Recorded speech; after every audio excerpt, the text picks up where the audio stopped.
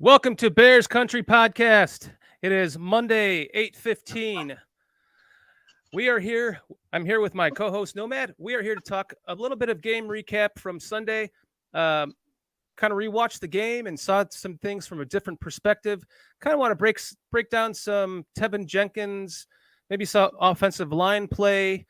We're just gonna kind of freestyle it tonight because it's been a kind of a busy day for me. And Nomad. So it's been kind of, we're just gonna fucking freestyle this and have a good time tonight. We do have some subjects to talk about, so we can dive right into them. We're also going to have J2K from chat is going to join us tonight. Looks like he's having some trouble getting into the broadcast, but when he is in, we will bring him in to join us to talk live. So, Nomad, how you doing tonight, buddy? Doing excellent, man. Y'all just killed it. You and Shorty over there at the bar room, man. That was a pretty good look for both podcasts, man. I enjoyed every bit of it. Man, thank you, dude. That was a lot of fun. That was a lot of fun.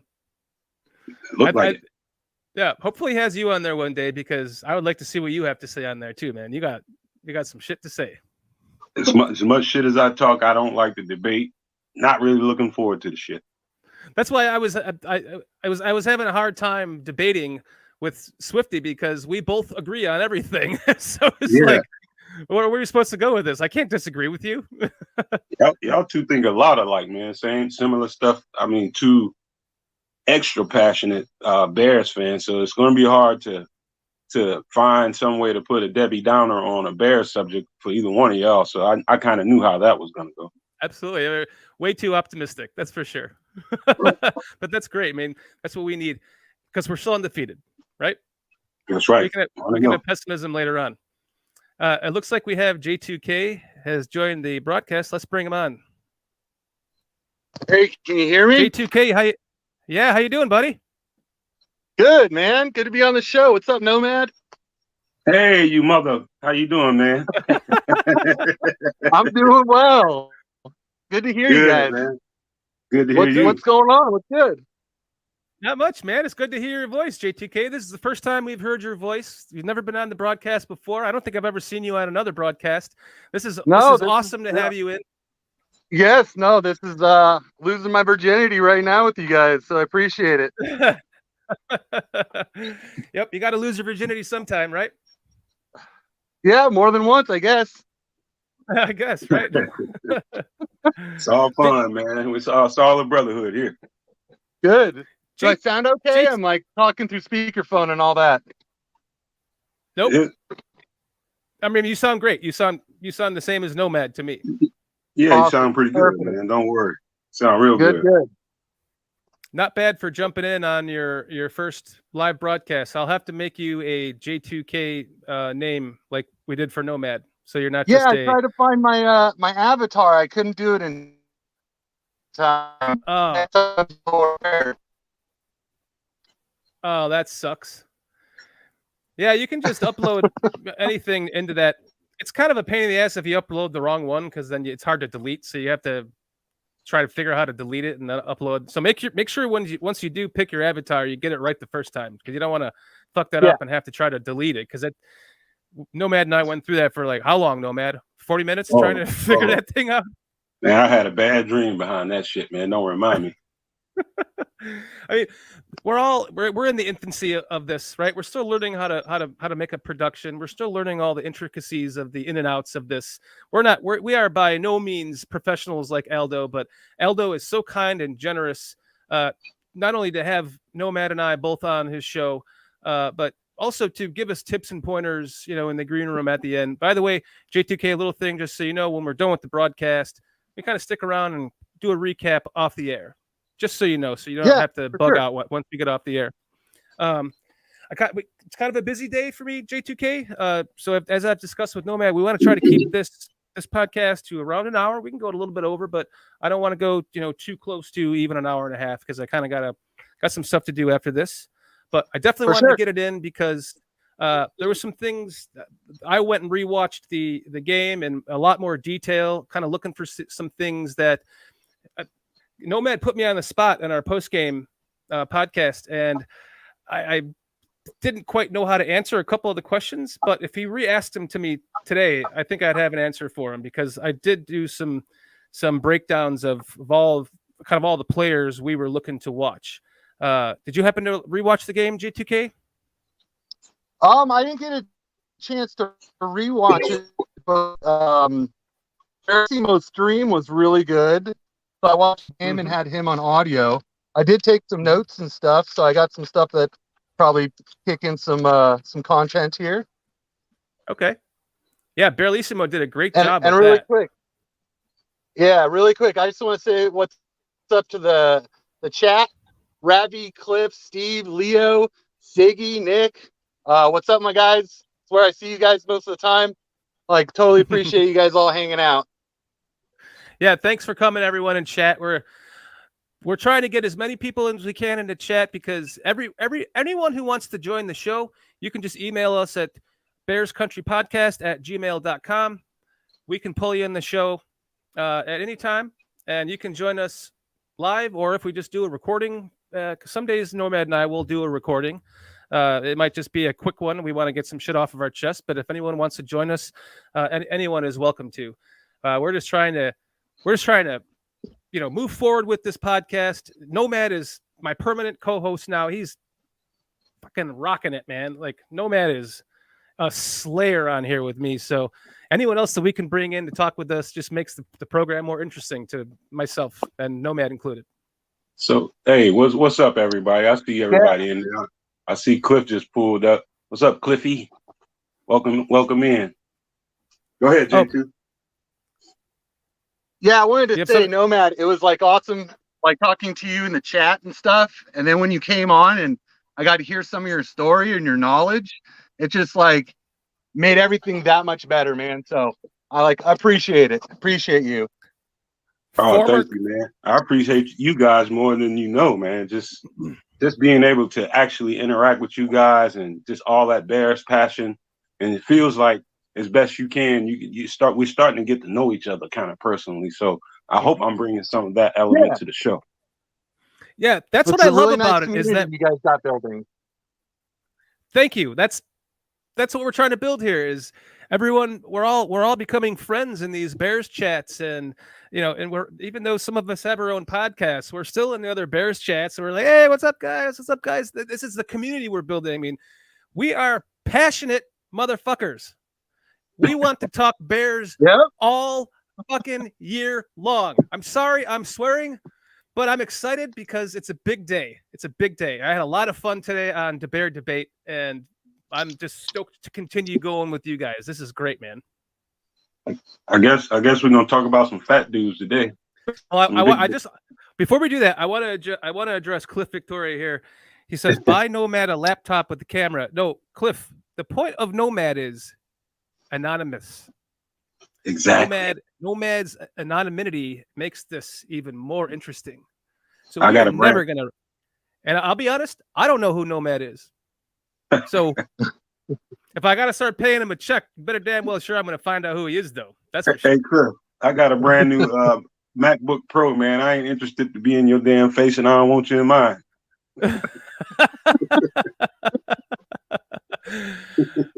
Cliff says I was going to watch Better Call Saul, but this was coming up. Dude, thank you so much, Cliff, because I love Better Call Saul. I might have chosen Better Call Saul over this.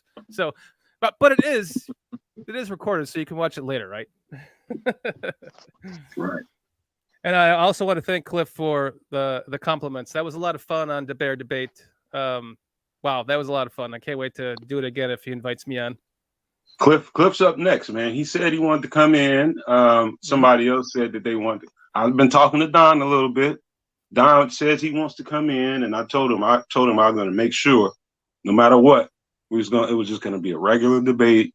Not going to be at each other. We're going to talk like dudes. Go ahead. I was going to say I would love to have Don Burr on in a Bears Lions week, where we can talk about our teams in the week leading up to the Bears Lions game. I think that'd be fun. And we're civil here. We're positive. We're civil. We want to have fun. I just want to warn him now. I might be civil to him, and Shorty might be civil to him, but that don't mean his ass ain't gonna get put in the blender in the chat. No shit. And if he chooses to be uncivil, we can cut him right off, kick him the fuck out of here. He can go back to Detroit. I think he's gonna be level headed. He just I think so. Give him a chance to make his case about his team, and he want to respond to a few cats cutting him up in the chat. Let him. I mean, anyone who is passionate about their team is going to talk shit to other opposing rivalry teams, division rivalries in their chat. So you can't blame him for that. I just want to get on him about that bullshit Jets pizza I be seeing on TV. That looks like some bullshit. Oh God, yeah, that's I don't understand that either. And Cliff says he'd be happy to come on sometime. I'm the guy who would be wearing the bright color outfit in Robin Hood. Okay, cool. Did you get your lanai all adjusted, Cliff? Get that lanai adjusted so you can have your live backdrop in the lanai in your home, and let's get you on the show, man. Just let me see a palm tree. We good. I got a palm tree. If it wasn't dark right now, I'm currently on location at our second home in Florida. Had to come down here for some family affairs, and I got palm trees in my view. So unfortunately, it's dark, or else I would show you one, Nomad. I got you. I want to ask J2K a question before we get into topics. Yeah.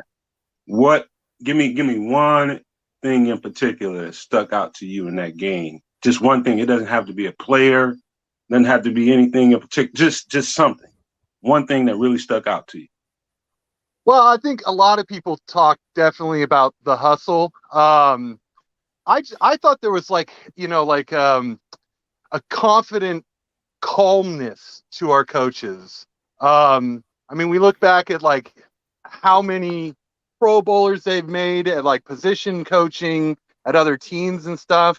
I walked away just thinking that these guys know what they're doing. They've done it before, and they're all together in one place. And having Matt Eberflus as a head coach, not a play caller, he's bringing it all together. He's like the captain of the ship. And I think everybody is buying in, from the players to the coaches, everybody. You just see it with the fans. We all see this. Kind of like they all had their shit together, kind of. Mm-hmm. Yeah. He's so organized and detail-oriented and a critical thinker, I've said a million times to exhaustion. He exuberates head coach, Chicago Bears head coach. It's just flowing from his pores when you look at him and you hear him talk. I've said it before. The blind squirrel finally got the damn nut. The Bears finally got the nut. The blind Bears finally got the nut. He's the leader, Yeah. It's just what Nagy could possibly be, was a leader to his, to human beings, not just football players. Everybody's buying into him. And we all look at this roster. We know how many people have left. The players and the coaches coming here, they're not blind to this, but nobody is backing down. No. I think J2K just pinned the tail on the donkey. That's a word that I haven't really used yet in one of these pods, but thank you for bringing that up, because that is a key point that I kept hearing, and he is absolutely a leader. You can see that shit just oozes through that guy. And one of the things he said as he was getting introduced is that he was going to be looking for coaches that were leaders first, and they were teachers. Mm-hmm. And you can just see that. That shit is playing out in real time. Everything he's been saying is starting to play out in real time. Mm-hmm. Oh, we just Swifty just joined us. Welcome in, Swifty. What up, Swift? Swift, guy. We're talking about the head coach right now, exuberating just head coachiness. He's leading the team. He gives to what you guys were just talking about in his coaches and what he's looking for in his coaches. It gives me nothing but confidence because we all can see it all over Getsy's face. He's gone in a couple of years, man. If he continues to develop Justin Fields and he develops this offense in the ways that we all are hoping and thinking that he will, he's going to be gone. But what gives me confidence is he already has the guy in the building to replace him, and that guy is learning from him, right? It's true. Yeah. Hold on. Let me say something. What up, Swift? Man, you ought to be in the show right now. You ought to send him a link. That's J2K in there. He was asking about who the third guy was. Yeah, you want to join us, Swifty? I can send you the link, buddy. Let me get it ready in case he says yes. And Mr. Shorty, I did want to kind of elaborate a little bit on this kind of like losing Getsy down the road in a year or two. One of the things that I was always frustrated with Nagy is that he never created this kind of education or like a university of teaching to his coaches.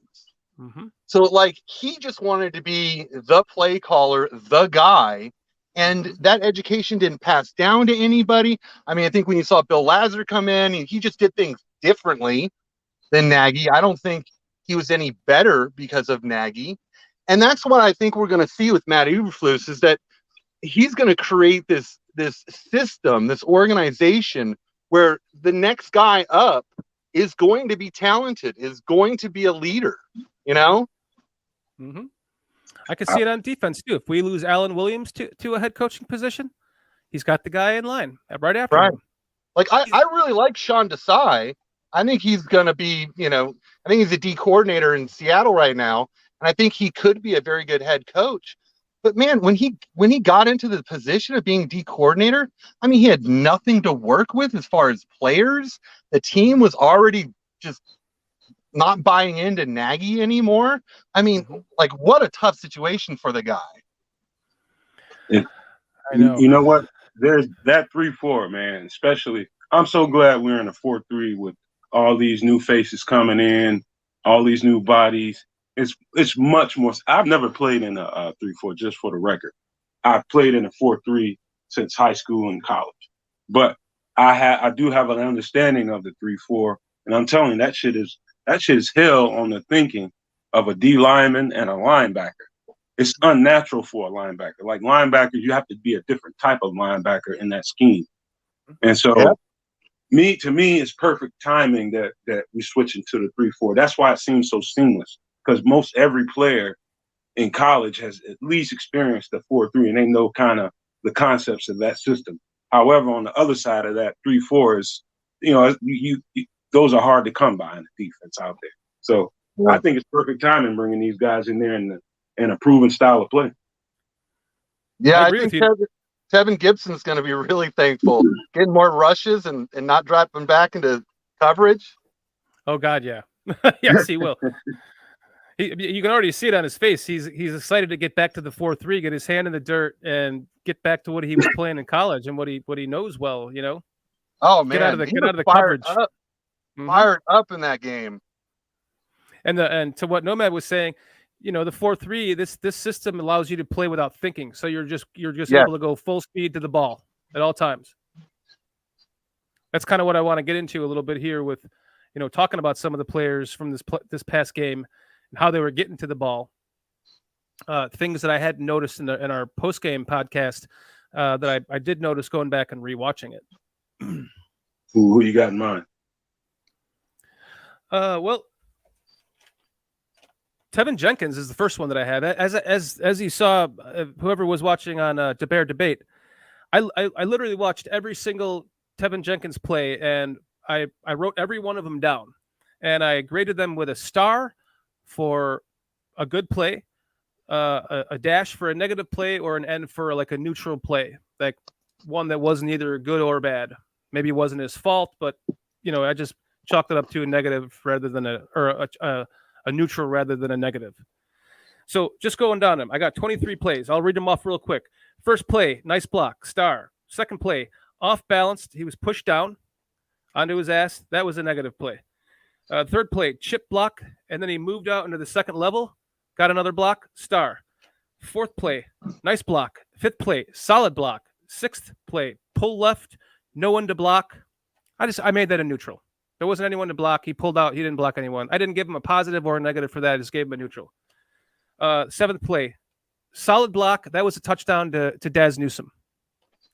Eighth play, solid block. First down pass by Peterman. Again, he didn't cause Peterman to have to get rushed and get flustered and loses, and then start throwing 15 interceptions a game like he likes to do. Play number 9, he got bull rushed. He did okay. He got bull rushed into the quarterback, but the sack came from a safety blitz on Larry Borum's side. So for that, I did give him the negative because the bull rush did still kind of push him into the quarterback a little bit too much. 10th play, excellent block, star. 11th play, good block, but he lost his hand battle, and the pass was incomplete, and they ended up having to punt. I gave him a negative for that. 12th play, blitz pickup. It was a great play. He picked up the blitz, pushed the guy right. It was a beautiful play. 13th play, pushed his defender. He pushed the defender way out to the right, and the guy got nowhere near the quarterback. 14th play, good block, but Peterman ended up like he was blocking the guy well, but Peterman kind of stepped up into him, and I kind of put that on Peterman, so I did give him the star for that. 15, he lost the battle, and Peterman got out, and he ended up rushing for a first down. That was a negative because had he not lost the battle, Peterman wouldn't have had to run. 16th play, it was a good run block. 17th, solid run block, all stars. 18, solid run, star. 19th, no one to block, but he was still looking for someone to block. Didn't find anyone, but he was out in space looking for someone. I gave him a star for that. I mean, that could have been a neutral play, but he was out trying to find someone. There was just somebody else was blocking him. He was still doing his job pretty well. Let's see. Then we got the 20th play. It was one of what do you call that where they kind of dive? They don't dive for the knees, but they kind of dive into the defender's chop legs and kind of chop. Yeah, chop block. Chop block. That was an awesome play. Got the guy on his ass. 21st play, solid run block. 22nd play, excellent run block. And it was actually the defender was he was trying to do a signature spin move on him, and he just kept him completely off of him. And the final play was actually a field goal, and he was blocking on the line for the field goal, and he took out 2 guys. So that was another star. So a total of 23 plays. I gave him 18 stars. I gave him 3 negatives, and I gave him 2 neutrals.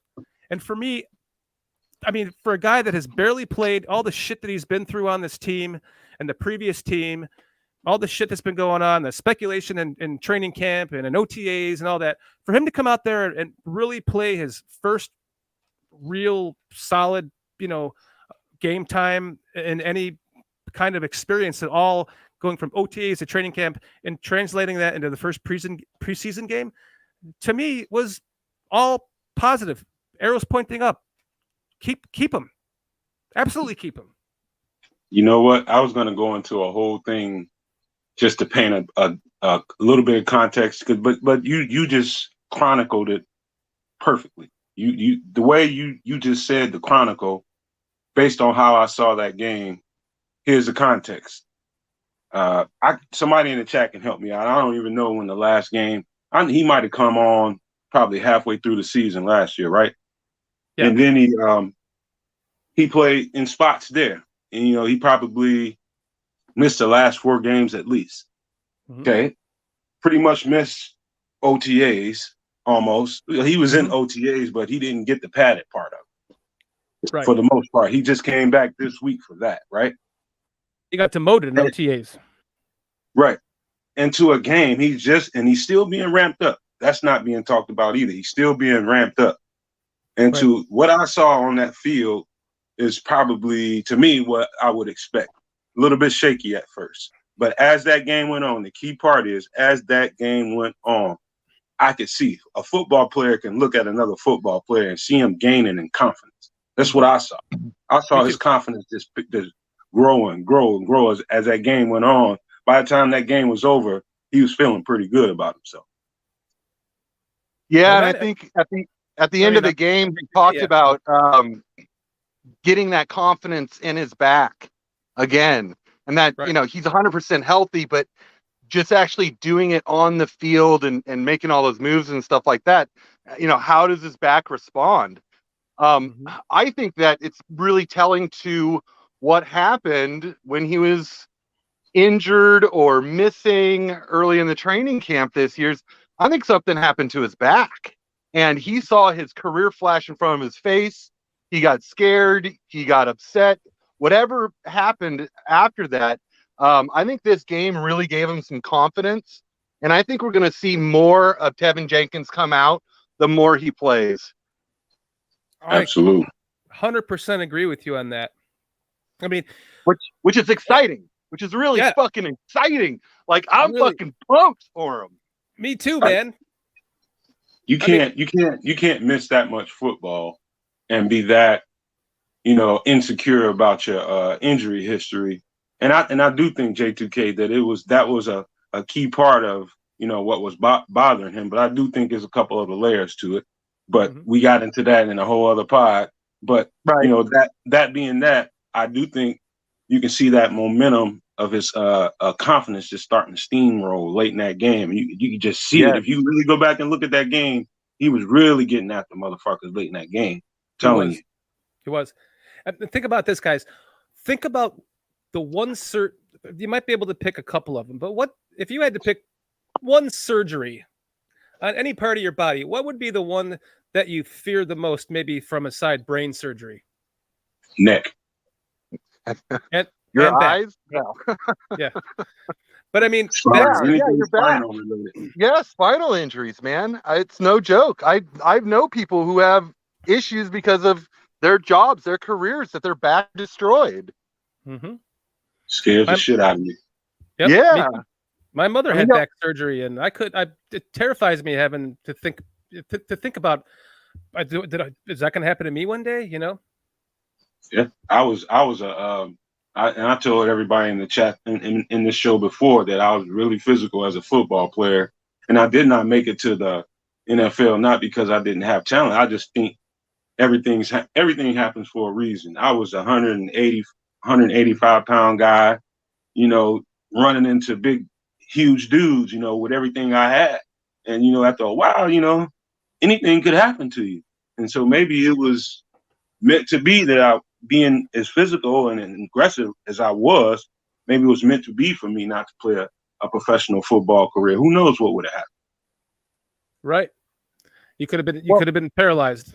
In a chair. Yeah, and getting to the NFL, it's like a lottery. I mean, you got to be so damn lucky. I mean, the talent and the hard work has to be there, but you just got to luck out not having injuries, having good coaches, you know, being, you know, a player that, you know, gets the ball or is, you know, schemed well. I mean, so many things have to happen. You got that right. And Cliff points out that Tevin's still a kid, not as mature as someone like Braxton. And that's kind of what I said on the Bear Debate is, you know, when you're that young and you lose your mother or your father, you know, I can imagine that's going to add to, you're going to be going through some shit. And it's going to cause a lot of mental strain on you as a young adult, losing a parent, especially your mother, right? I mean, nobody wants to lose any parent, but I think for a mother is that's. Can I throw another nugget out there? And you'd have to go back and watch some film on Tevin Jenkins and Braxton Jones. They're both tackles. They both play on two ends of the offensive line, but it's an island. Both of them play on an island, left or right. It's an island. However, one thing you have to know about playing tackles, and I'll be clear with everybody. I'm a defensive back, and I specialize in knowing skill position: DBs, receivers, running back, quarter, all that stuff. I know offensive line, but just enough. But what I do know, and I can tell you, is that you have to be technically sound to play each one of those parts of the island. Very technical sound. Your physical nature is one thing, but you have to be technically sound. Now, you look at Braxton Jones's tape versus Tevin Jenkins' tape. The last thing you would say about Tevin Jenkins is he's technically sound.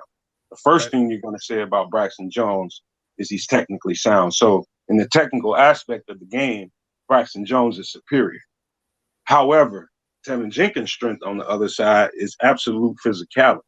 Mm-hmm. And what you and Swifty were talking about on Aldo's show tonight is it should be a very seamless transition for him to move in the guard because he's in his bag and that on that right guard. He doesn't have to worry about being isolated over there on that island. All he has to do is worry about is being physical and making sure he hits his assignment. That's it.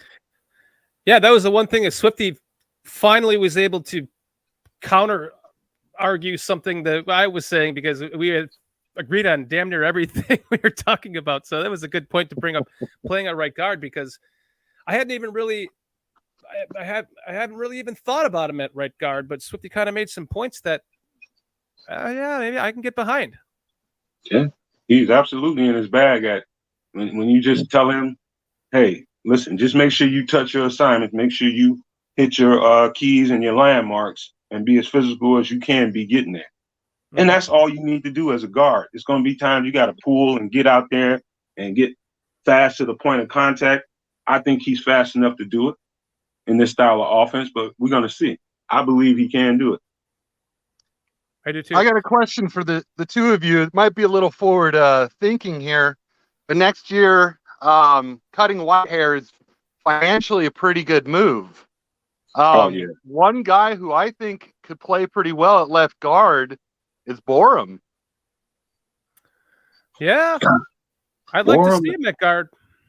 Borum, I'm not that high on Larry Borum. I think he has value as a swing, but I don't think I don't know. He's gonna have to. I'm not gonna piss on Larry Borum. I'm just not overwhelmed when I watch him play, and I don't have to be just yet. I'm still observing, and I want to give him the benefit of the doubt, but he hasn't shown me what I've been looking for. That's another guy I was looking at last night as well. I was looking at Borum and Schofield. Schofield looked like shit. I'll be honest. There wasn't many plays I saw him in that he actually looked like. Yeah, right. There wasn't many plays I saw him in that he could be the starting right guard. No functional strength. A lot of times he got turned around like a turnstile, and the guy went right past him. He got overpowered. It wasn't a good game for him at all. Clips in there saying he was very disappointed in Schofield. Yeah, when you talk to some guys in the chat right quick. Mm-hmm. And Steve Sigmund says he'd like to see Larry at guard. It would be interesting to see. He might be a better guard than he is a tackle. That's for sure. Yeah, I think he moves well. I don't think he has that the killer in him that Jenkins has. I think Jenkins could be a good right guard because I think he can just power people. I think Borum on the left side, a little more of the pass protection, but he's got kind of help on inside outside. It's just speculation on my part. It's very possible he doesn't start this year. And what's the plan going forward? Does Reef start at right tackle, Jenkins at right guard, Borum's the swing? Next year we cut white hair, Reef's on a 1-year contract, Schofield's on a 1-year contract. Where do we start putting these guys? Do we start drafting new guys? Are we signing other guys? So it's future speculation for sure. You know what, J2K was? I'm sorry, I got to jump in here before I forget it. Go ahead. The more and more you look at this team, and the more and more you see them playing musical chairs at the offensive line position, and if I'm always trying to put on my coach's hat when I observe this stuff, it seems that we're more we have guys more fundamentally fit for the inside part of the offensive line than we have on the outside. We have more guards and centers than we do have tackles. It seems to me. I would agree with you on that. Yes, 100%. To your like what you were saying about guard. I was paying attention to Zachary Thomas yesterday too. Did you guys pay attention to him very much? Did you? I know it's hard to unless you rewatch the game and look specifically at someone. Did you notice anything about Zachary Thomas that stood out to you? No, that's a problem. I didn't, but I think I was watching more Doug Kramer because I really think that he could take that backup center position. I think Kramer and the other backup guards could easily make Mustaford expendable. Oh God, yeah, absolutely. I mean, he'll be on the team this year, but I don't just because of the lack of offensive linemen with what? Sam Mustaford couldn't go no damn where in the city and get a fucking free beer. I guarantee you that. He's burned up out there, man. God damn. I feel so bad for him because everyone wants him to succeed as a UDFA. We all like that story. Well, and poor guy. I mean, he should be a backup. He should have always just been a backup. I think he's a practice squad player who got moved up because he's a nice guy and he's smart. Mm-hmm. But he's just not doing it on the field. Mm-hmm. It's just funny. I want to go. Hold on. I want to go back to Zachary Thomas because I was watching him, and the tape coming out of college, all the.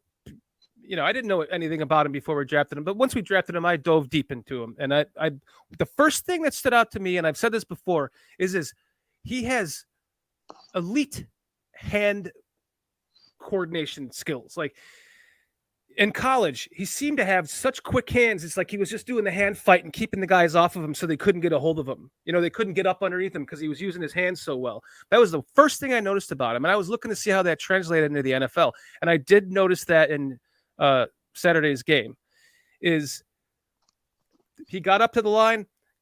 One of the first plays I saw him in there, he did the same shit with his hands. He's got the defender's hands off of him, pushed him back, and then he was back in his space.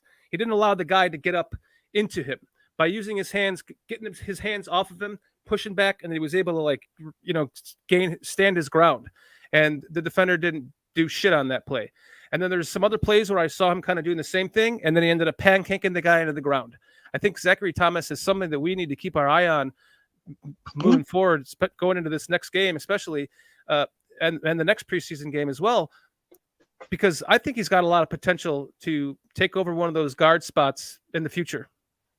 I got 2 cents on that, and I said this to I was watching I think Coach D with Swifty on there one day. And Swifty was saying that's the first time I disagreed with him because I just look at guys' traits, and sometimes you can look at a guy's traits and you can tell whether or not they translate to NFL ready right now. I'm not saying he's not going to be NFL ready in 2 years from now if he just pounds it in the weight room, but lower body, he doesn't have the power for it. Like, can you imagine putting him in front of and Akeem Hicks? First, before answering that, you'd have to look at his lower body first. And you tell me after looking at his lower body, he can withstand the force that Akeem Hicks can wield, then we're having a conversation. But until then, I don't see him. He's not ready yet. I would have to agree with you on that too. Yeah, you got to see him up against one of those big pigs, right? That's right. Big hogs, man. Big dogs make a difference. What's up, Jordan? I see you in there, man. Thanks for coming, bro. Yeah, thanks for joining us, Jordan. Saying hi to everybody. We're talking about the big fat boys, man. Oh, yeah. What up, Jordan? What you got? Cliff wants another rant on Tevin, huh? I saw that. You did blow a gasket on Tevin, didn't you? What do you agree with? Do you agree with anything the points I was making about the 18 out of 23 plays that were at least stars, Jordan? Because I saw mostly good. I mean, overwhelmingly good compared to, some of the other plays. Braxton Jones, another one. Every single play I saw him on, he had his guy, man. A lot of times he put his guy on the ground too. And for a rookie to be doing that at a 5th round pick is impressive. They were playing with, this, we gotta temper this because they were playing with, they're all professional football players, but they were playing with the threes. I would like to see some of the guys that had good performances like your Jack Sanborns and your Tyree Carters and guys like that. I would like to see, and even Tevin, get that step up and stiffer competition to see how they fare. Mhm. When the pressure is a little mounted there. Mm-hmm. Yeah, to add to that, I'd like to see Gates, that linebacker we got. Mm-hmm. Yeah. I thought Cooley late in the game, that guy was playing like his hair's on fire. Yes, he was. The 3-tech we picked up. Mm-hmm. I mean, I don't know. Maybe just bring him up a couple spots earlier in the game and see what he's got. Yeah, we were talking about that in the post game. He had 3 tackles for loss and 1 pass defended. Yeah. And no, 3-tech. And he had 3 quarterback hits. Yeah, we talking about Coley? Yeah. Yeah. What was he like? 2 weeks off the street or something? Hold on. I gave Jordan a hard ass time about this dude. I got to give it to him right now. He called him a bottom of the barrel. He called him a bottom of the barrel player. And technically he came off the bottom of the barrel. But I did make a point of saying he did not have any ball play in the last couple of years, so he's fresh. Mm-hmm. And you could tell, by his, he was very disruptive in there, man. That's all I'm gonna say about that. Yeah. And he was going against the second and third team, but you got to get him in there because he hasn't played in 2 years. So good game for him, just getting his feet wet, against some lesser talent, but still showing up in the game. Another guy I actually wanted to mention, Lachavious Simmons over at left guard late in the game. I mean, I don't think there's anybody else who is getting that much push on the D line than he did. Now, granted, it's against second, third stringers, but I think it's impressive going from right tackle last year to left guard this year. And I mean, the guy is huge, and I think he's got pretty good athleticism. I think it's just raw. Mm-hmm. Who are we talking about again? Lachavious Simmons. Mm-hmm. Oh Lord! I'm reading comments. I'm sorry. No, I know it's hard to get. That's how I lost my train of thought. I'm talking bottom of the barrel guys reading right comments. now. Yeah. Jordan's in there talking about Coley. Yeah, you're right. He was playing against bottom of the barrel dudes, but I guess I would say that he's earned his right to get a step up in competition level. Yeah. Wouldn't you say that? I would say so. Let's stick him in there against the ones this week and see what happens. And to push back just a little bit on Tevin Jenkins, I personally would have liked to seen a little bit more. I think after the game, his comments about being confident about his back made a lot more sense to me.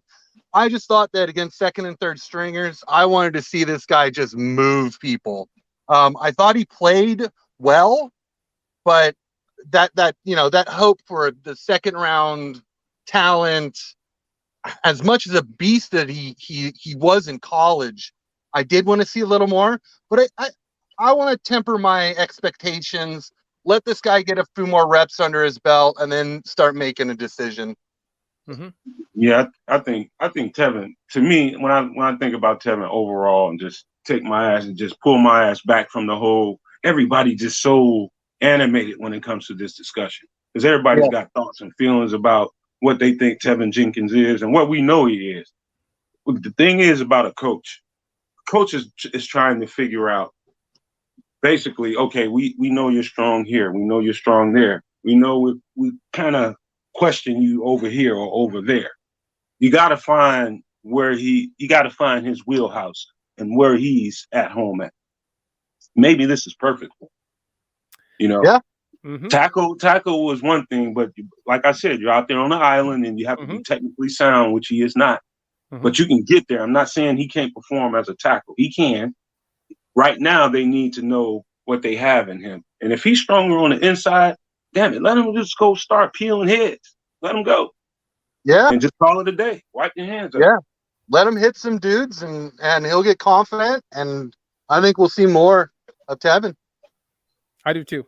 I think we're going to see a lot more of Tevin in these next 2 games. I think they might move him up into a starting role and see what happens. I certainly hope they do. Wait a minute. Jordan's still talking shit about Coley. All right, man, let me tell you something. Go ahead. Let me tell you something, G. A little guy like that dude's probably like 5'8", 380 pounds of all ass. He's a uniquely gifted individual. He's a powerhouse in the ass region, and he's small. and that provides a certain kind of problem when you're on the inside of a defensive line. So if Jordan, as much as he says he's a big boy connoisseur when it comes to this kind of thing, so he already knows what I'm talking about. That dude's a different kind of problem. What did you call him in the post game? A little like a fire hydrant, like a fire hydrant with a big ass. Yeah, exactly. I don't know what I said. Coley got Swifty says Coley got back. Tell you, man, all the power comes out of your ass, man. You know, there's a lot of comments going on here in the chat that about another player that I want to talk about that nobody has fucking talked about yet, and that's the punter. Trenton Gill had a damn good game. Oh yeah. I mean, it's easy. Are we really gonna do this, man? Yeah, we're gonna have to. But let's just end it with good punt inside the 5. Can we end it there? All right, man. All right. We're doing that then. Hang time and placement from a rookie punter like that. Every punt was that way. There wasn't one good one and one bad one. Every single one of them looked good. You know what football players think of punters, right? Just kick the ball and get your little weak ass off the field. That's punters are people too, Nomad. That's just what we say to them, man. Get your little weak ass. Once you kick the ball, get your weak ass off the way. I'm just telling you how it goes. Let's transition this into another thing I want to talk about, which is 3 technique, defensive line, 3 technique and nose, right? Earlier in chat, Nick was talking about how Kyrie's Tonga was getting his ass pushed around in the run game, and I did notice that a lot. He, for a big ass guy like that, he was getting pushed around a little too much for what I want my nose tackle to be pushed around. You saw a lot of double teams now. Sure. Yeah, I was just gonna say that, Nomad. And when you don't have a quality 3 technique, right? You at least need to have a fat pig back there. You're like kind of where my brain is going is we need to find like a Ted Washington type or like a Vince Wilfork type for that nose position, because that might help to make up for any lack of talent we have at the 3 tech position. What do you guys think about that? Somebody who like the Golden Corral or something, huh? Yeah. I'm not sure that's Matt Eberflus's defense. I think he wants quick guys who can beat a double team by hitting the gap. Mm-hmm. I 100% agree with J2K. I think he's trading size for let's say a little less size and more agility. That's probably the easiest way to put that. Yeah, turn that guard in the center around because you're already splitting by him. And Jordan says we all see the game different, but this is interesting. I loved what I saw from Tonga for the most part, and I will say I agree with Jordan on this one. I didn't watch all of Tonga's plays. It's been kind of a shit show here for me, trying to get this podcast going today. Kind of some family issues going on, and I don't really want to discuss them, but because I'll start crying. So we don't want that. We don't want to have a bummer on the show. But I just was watching. I was trying to get some key points for today's show and for the Bear debate. And I didn't entirely watch Tonga, so I can't really sit here and talk shit out of my ass and say he played like shit. But some of the plays that I was watching, looking for like the 3 technique, I just happened to notice that Tonga was getting pushed around on those specific plays. So to that point, Jordan, I will go back and watch more specifically, and to your point too, Nomad, more specifically on Tonga, because I am interested to see what that nose tackle position does to try to help out that 3 tech position. You know what he although my thoughts on Tonga. Oh yeah, go Nomad. No, go ahead. You a guest, man. My thoughts on Tonga was I saw him get double teamed quite a bit, and he got handled a couple times on those double teams.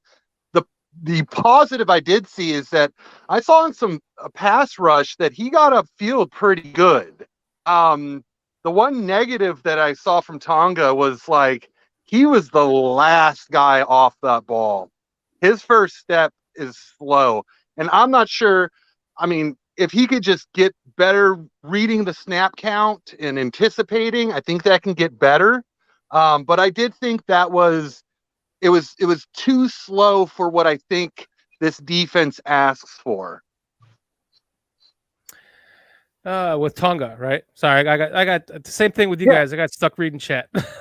No, actually, I had a lot of like really positive plays from Tonga, but I wrote down like, wow, that first step is slow. I mean, for Tonga, his job is kind of different than everybody else's on the line. His job is to be as powerful and explosive enough to command the double team.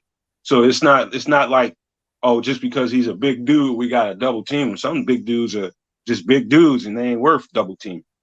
You have to be enough of a presence to command a double team. And it seems to me that he commanded that double team more times than not. And that's already a win. And when he didn't get that double team, I saw him press that pocket pretty good. I'll tell you that. Yeah, he did that. That's for sure. I wonder who I'd have to go back and rewatch it because off the top of my head I don't remember. On the Micah Dewey Treadway sack, I don't know who the nose was on that. Was it Tonga? Jordan might know. I would know. I haven't watched the game that close. I still got to look at it 2 or 3 more times. What's Jordan saying in there? What is he saying? That's the point. If you're getting doubled, it means you're someone is +1. Yeah, you got it. Yeah. That means your presence out there. Oh yeah, Jordan's right. It was Pennell. Yes. And Pennell's another space eater. You know, he like I said, you can be big and not command a double team. You have to be a presence out there, and I think Tonga was absolutely a presence out there. So I mean, we got that going for us, but I still don't think we're deep enough at that position. I'm going to go ahead and eat crow right now and say I shouldn't have talked shit about Tonga. Let me go back and rewatch his tape because I'm getting lambasted over here. Well, and what a great story this kid is. I mean, what was he, a 6th round draft pick or something? 5th, 6th? Tonga? From BYU? I think he was a 7th round pick from BYU. And you know, he's playing in the position he is right now. I mean, when guys show up, I mean, like Sanborn, when guys show up that, you know, who have, you know, scouts have issues with them, specific issues, and they still ball out for their team. I mean, it's not only a good story, but you got to give him a chance for that next spot up, a little more playing time, see what he does. Absolutely. Kind of one of the players you're talking about there. I hate to bring it up again, but fucking Sanborn. I mean, wow. The kid just balled out the whole damn game, and yet the scouting of him was crap, right? Right. Good switch up, Shorty. Thank you, man. Thank you. I had to get off Tonga. What I mean, it can Sanborn make the team as a starter in any fashion at linebacker? No. Just stop. I agree with Nomad. Stop. Man, hold on. Wait a minute. Let me go ahead and put this shit to bed for once and for fucking all. Fucking preach it, man. Let me put me to bed on this because I'm sick of being. I'm too much of a homer, Nomad. Jack Sanborn he's a really good fucking football player. You know why? Because he needs to be a really good fucking football player. Athletically, I'm gonna hit it one more time. Athletically, he can't hold you down for a full game. He's gonna get exposed. He's gonna end up on Deebo Samuel at some point. He's gonna get the fuck cooked out of him. Yeah. Guaranteed. They're gonna catch him and they're gonna burn him. Jack Sanborn is good technically at putting himself in the right position to make a play. That means he reads well and he reacts well in a small space. In a wide open space, he's in trouble. He knows he's not athletic enough to do it. So Jack Sanborn you can get him in as a Sam linebacker on a few plays, fine. But mostly on special teams, you do not want that guy out there a lot at all. He's a really good football player. I'm not taking anything from him, but he's not that guy you want to have for a whole 4 quarters out there on that field. Cliff says use Sanborn as he can be used. Quit plus more Kwiatkowski plus more speed.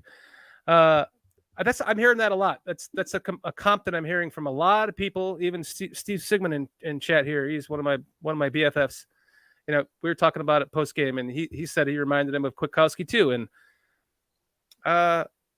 he's gonna make the roster like Nick said, but he's not gonna. No, dog, out. Every year we get a guy that everybody wants to make a fucking Hall of Famer. It's not the guy. He's a good football player, and that's it. Mm-hmm. And just to push back a little bit on the comparison of Nick to Sanborn, Kowalski was, he was big and he was strong and he had long arms. He would bull rush a guard and just knock that guy down.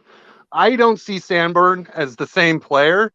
I think he's an effort guy. He's probably intelligent. The Wisconsin defense that he came from, that if you want to go back and watch some Wisconsin, you cut out the Wisconsin what? And he was just as big of a part as everybody else was. He just, his arms didn't measure long enough. His speed wasn't fast enough, and he just fell down the draft boards. Mm-hmm. Something and right out of the draft.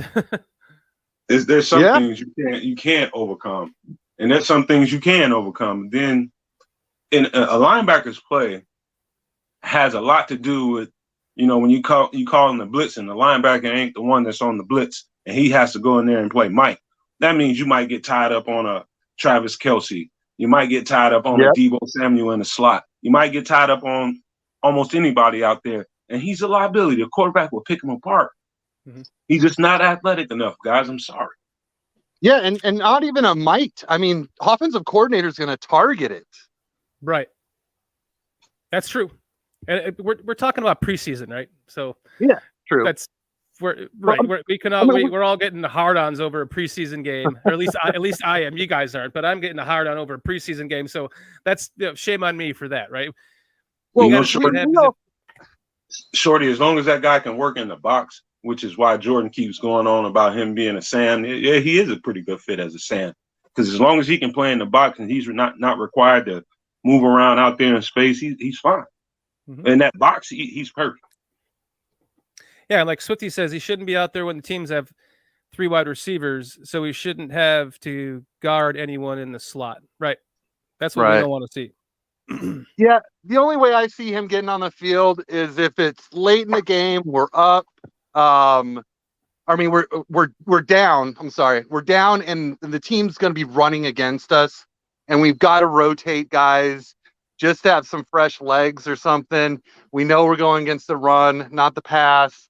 But even still, it's nice to be hopeful, and I would like to see him against better competition. But for now, let's just call him a special team ace, a fantastic UDFA pickup, and let the story play out. Pretty much. Well said. So if anybody just heard me flick a lighter, hell yeah, I just blaze one like it's 420. Oh, you lucky bastard in a legal state. Fuck. I moved from Illinois to Colorado, and I was like, hell, you fuckers. Look where I live. And then I moved from there to Georgia. I'm like, now they're all like, fuck you. Motherfucker, you went backwards in evolution. What the fuck was you thinking about? No shit. I got my buddies like, I just went to the dispensary and picked up blah, blah, blah. I'm like, you fuck. Look at Swifty in there. He just blazed up. Nick just blazed. Blaze it up, guys. Blaze it up. I wanted to bring this up. I saw Leo Factor asking questions about Justin Fields. I saw that earlier. Sullivan put out a video clip of Justin Fields' passes. He went and reviewed them. Not sure if you guys are familiar with his YouTube channel, but he absolutely gushed over Fields. It was so awesome to watch. You guys got to check it out. There's some things that he criticized, but that pass to Sharp, he just gushed over it's the opposite hash. He's throwing this out route on the opposite hash. He said, nobody does that. Nobody has the arm strength or the accuracy to try to pull off that play in the NFL. And Fields hit a perfect pass while he's getting hit. Mm-hmm. You talking about the all 22 video? Yeah, JT Sullivan's all 22. Yeah, okay. I mean, he was calling it stupid good. Stupid good. Guy rushing in his face, gets the pass up over his hand, perfect arc on the ball, right down. I mean, that right around the defender it was such a great catch too. I mean, it was the two combined for that play to be that perfect. It was a great play. It was fun to see Fields throw a ball like that in the preseason game, considering we didn't get to see much from him. And remember, I want to tell everybody to remember, everything you saw, whatever you saw out there, especially on offense, was absolutely vanilla. That is nothing compared to what they're going to bring and put out there. The installs is going to happen. I don't know when the last time fans get to go out and watch the practice, but the real installs will start to happen after that. Mm-hmm. And so all the stuff that they've been working on and talking about in the classrooms, all that shit will start coming to play after the fans start leaving the field. Yeah, no rollouts, no fullback, no commit. I mean, this offense, I think we're going to have a lot more from this offense than clearly we saw in preseason, but I think they got a lot more coming. Yeah, you'll see a little bit more each preseason game because next they'll put Bayless and they'll have Gordon out there. So you start seeing just a little bit more each game. And by the time that third game hits, they'll probably put, I'd say, out of, let's say, about 50 plays, they will practice. They'll run about 10 of them. They'll probably try out about 10 of them in real time. And that's it. Leo Fector says, am I the only one who was surprised how open and transparent Getsy was with Fields' evaluation? Said he needs reps. Talked about Fields leaving the pocket too early in one drive. Getsy is transparent. 100% agree with you on that, Leo. I love the refreshing talk we're getting from Getsy. Getsy is he's an impressive coach to me. And for him to say that and call it out in a post game, I was impressed with that. Yeah. And you can bet that everything he said out there, I guarantee you he already told the Justin. Oh yeah, for sure. Yep. He told him that right after the game or after it happened on whatever the play was. I'm sure he talked about it in real time. Here's the other thing too.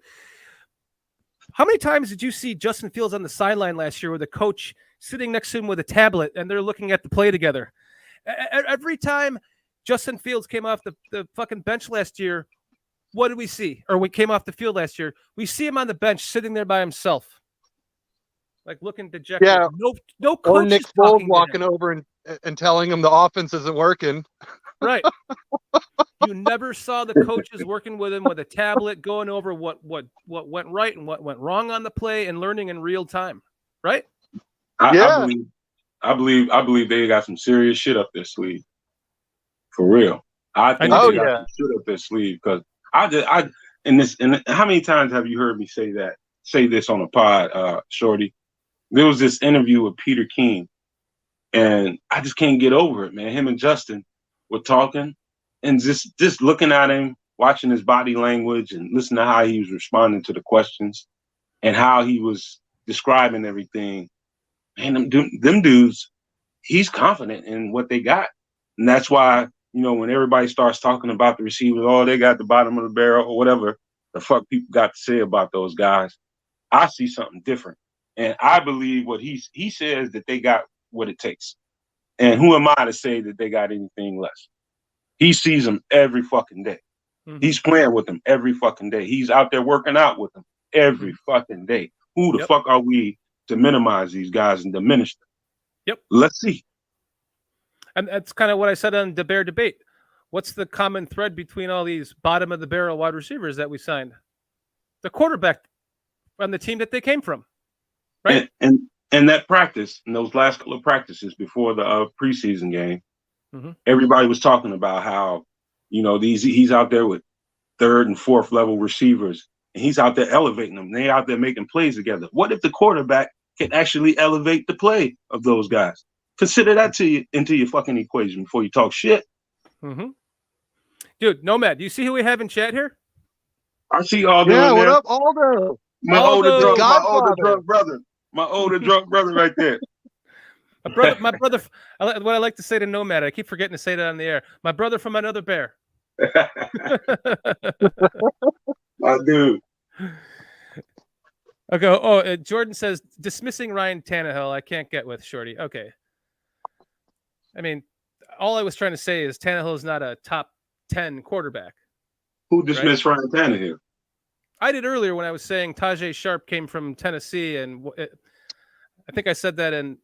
Did I say it earlier in this podcast? I don't remember. They're blending together now, but I was Tajay Sharp coming from Tennessee. I was saying that he didn't have a great quarterback. But to your point, he isn't a great quarterback, but he's very sufficient. He's a serviceable quarterback. Yeah, yes. To Jordan's and point. also to point out too is Tennessee. They're very much a run team, play action. Tannehill didn't look that great with the Dolphins. I actually liked him probably a little more than other people did. And then once he got to that system in Tennessee, you really saw his strengths. They masked his weaknesses. But I don't think he's the quarterback that, makes his second and third receiver get stats. Right. No. He's not the kind of quarterback that makes your wide receivers better. He's not the quarterback that you want the game in his hands. He's a quarterback that you want to get under that center, get back there and hand it off to that damn avalanche back there and get out the way. And then if you need to make a play or two, you go make that. Other than that, you don't want the game in his fucking hands at all. No. Yeah, teams aren't lining up to stop Tannehill. They're lining up to stop the running game. To that point, Tennessee drafted a quarterback. Right? So Willis? Huh? Willis? Yes. Yeah. That guy cracks me up. Nobody else talks about this, and it's been coached out of him a little bit in this first preseason game. You could definitely see it in his college tape and even the combine. But when he throws a deep ball, watch his right leg. It flips up like he's like a puppeteer, like someone's got strings on him. It's the Tannehill? most. Willis. Oh, yeah. Yeah, it's the most ridiculous thing I've ever seen. I'm just like, this guy can't be accurate with that much of a leg whip. It's insanity. I'm just pointing this out because you see a highlight of him throwing a deep ball, just look at that right leg, and that thing it comes up like 4 feet off the ground. Wow, really? I'll have to pay attention to that. I didn't notice that. It's just like this torque in his body, but you can't be accurate with that. Yeah, where your leg is swinging out when you're throwing the ball? Right. Some quarterbacks come with some weird fucking traits to them, man. And, some like Justin has this thing where he throws his left hand over his right while he's extending out for a pass. That's not the first time I've seen that in a bunch of quarterbacks, but to what J2K is saying, if you look long enough, you can find something about a quarterback that's weird. Mm-hmm. You can't. You just got to look at them long enough. And I haven't noticed it, but I'll look at it next time. Yeah, just check it out. It's just an anomaly. I think it's the most ridiculous thing I've seen in a throwing motion in a long time. That's a great observation, J2K. I'll have to go and watch some of his college tape and see, or his combine tape or whatever, and see if I can see that. Go look at the combine. They have him and then Kenny Pickett. They're like back-to-back throwing passes. And you see Kenny Pickett, like his toe stays on the ground, his heel comes up a little bit. And then there's Willis with his leg like it's like dislocated, flipping around. That can't be good, man. I know that much. He made that motherfucker sound like he's doing the funky chicken or something back there. Yeah.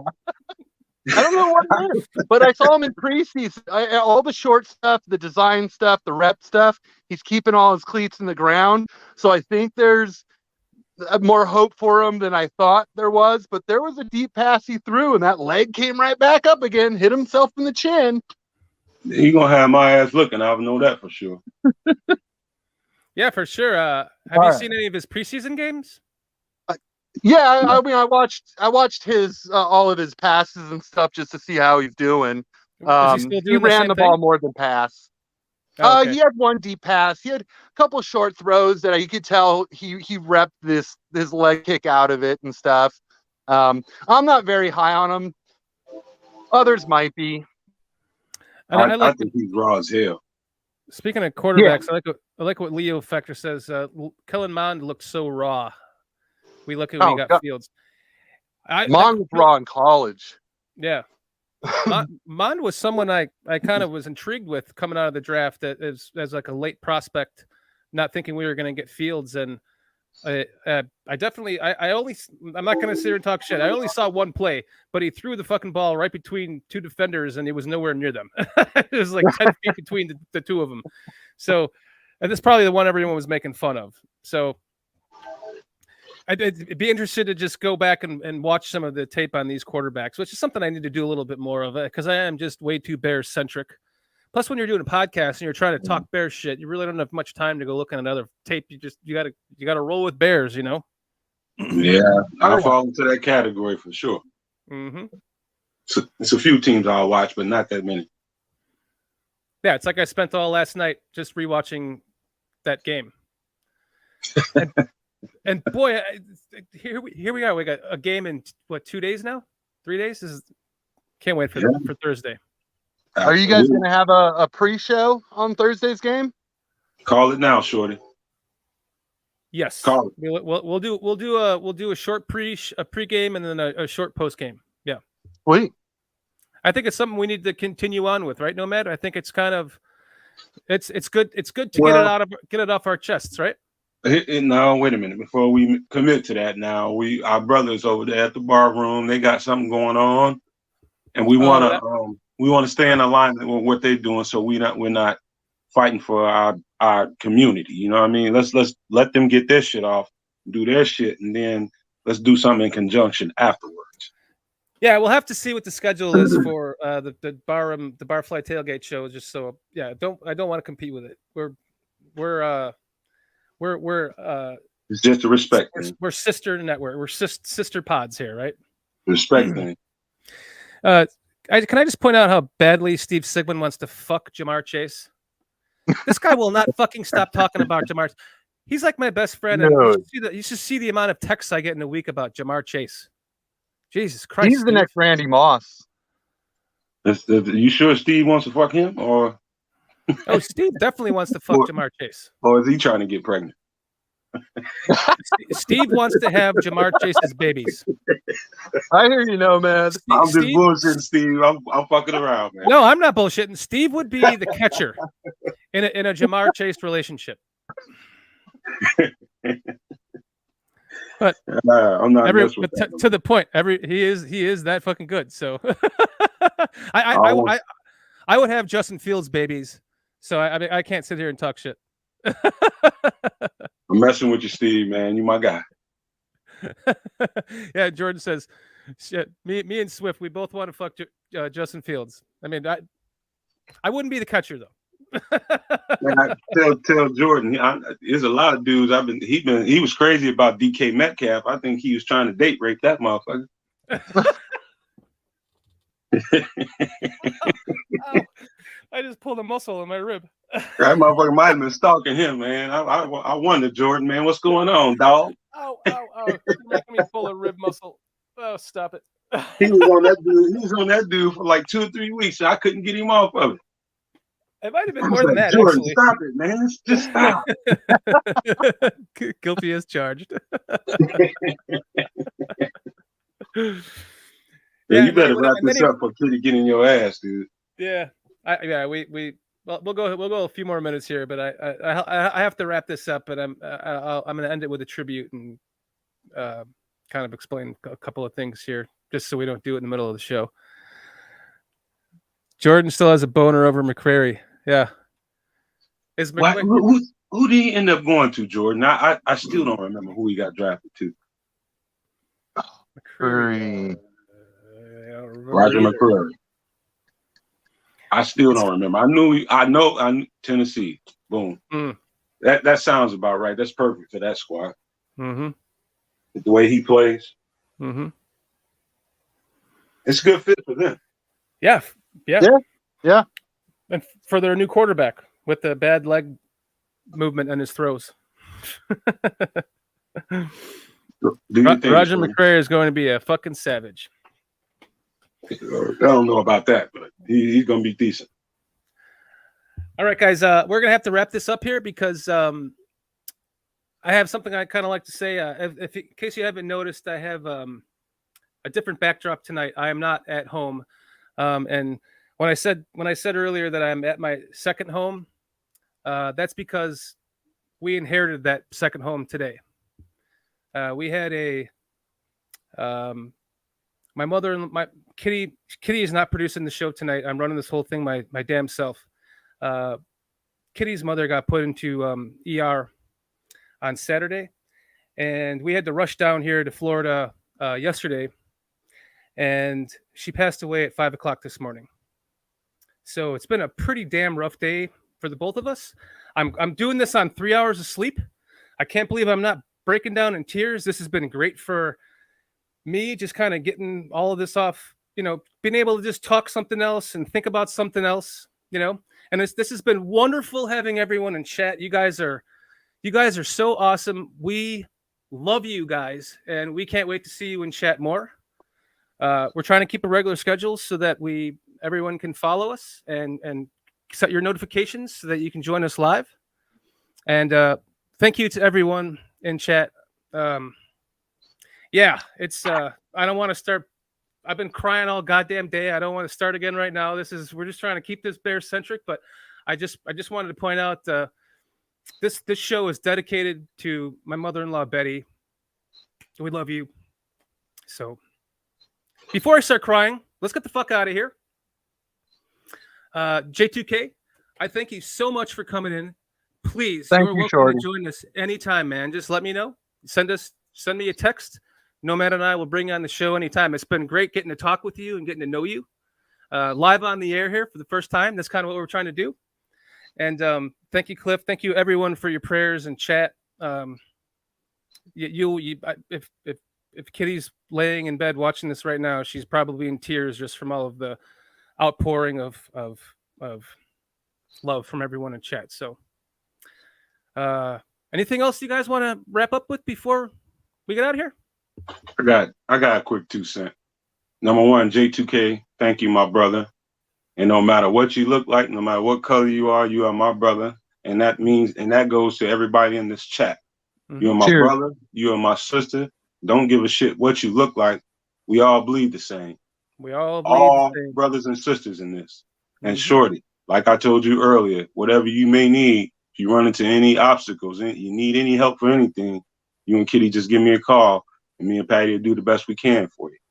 And so I just wanted to say I love y'all, man. Love you too, Nomad. I appreciate that. I really do. It's a rough time. So when you get support from your fellow Bears brothers, it helps you plug along. I needed to do this show today. There was no fucking way in hell I was going to drop this off the schedule because I needed it for some healing for the soul for today. Because we got a lot of stuff that we have got to get through and figure out. My mother-in-law lived here by herself, and everything in this house is hers. So a lot of stuff to go through. We're gonna be here the rest of the week. So the podcast that we do Nomad will be from here as well. But this is going to be a great outlet to jump out of that world of dealing with the loss of my wife's mother and my beloved mother-in-law. She was a wonderful, wonderful, sweet woman. In fact, I'd like to do a little tribute to her because I did dedicate this show to her. So I just kind of want to put up what she looked like. She's absolutely fucking gorgeous. Look how beautiful she was. Oh. So. She is beautiful. This show is dedicated to you, Kitty, and to your wonderful mother who will be dearly missed. Love all you guys in chat. J2K, thank you for joining us tonight. Anytime, my friend. Seriously. Anytime.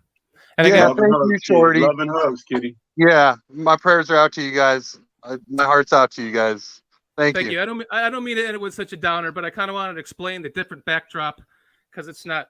And I wanted to explain to Nick, I'm not rich. We just literally inherited this house today. So until we meet again on Thursday's pregame, Nomad, what kind of look look out for a schedule when we should do that. Maybe we can put a blast out to when we're doing the pregame, so that we're not mixing with the Barfly Tailgate show. And we ain't doing well. shit until Swift bring his ass on here, man. Bring your ass on here, Swift. You talking about right now?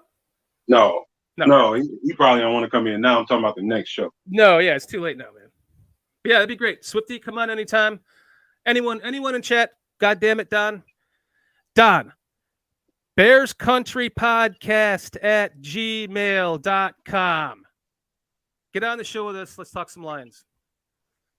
Until then, we'll see you guys on Thursday.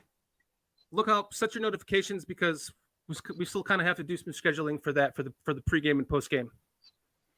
So thank you guys for showing up tonight. It was really a healing for the soul today for me. I got to go back to crying and then get some sleep, because I only got 3 hours of sleep last night. So love you guys. Thank you all for joining us tonight. You guys are the reason why we do this. Really, seriously. So you guys, everyone have a good night, and bear down. Bear down.